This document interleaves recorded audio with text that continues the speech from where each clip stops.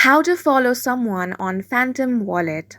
Hi guys, welcome to our channel. Let's begin. In this video, I will guide you on how you can follow someone on Phantom Wallet. For this, launch open the Phantom Wallet app on your device. Make sure to sign into your account. If you do not have this application, head over to Play Store or App Store to download and install this. Now, Phantom Wallet has a new feature of usernames. So you can simply create a new username in this way. As you can see, this is my username. If you do not have a username, you can simply create one. The process is quite simple.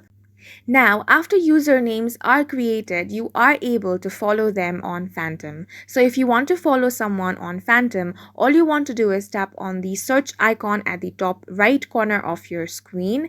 Now here on the search bar, you want to type in their exact username. So go ahead and type in their exact username, and in the search result, you're going to find their name. So go ahead and tap on that. Now here you will have the option of follow. So go ahead and tap on that option. Since this is my own username, I don't have the option of follow. But if you search for someone else's username, you will find the option of follow. So go ahead and tap on that option in this way.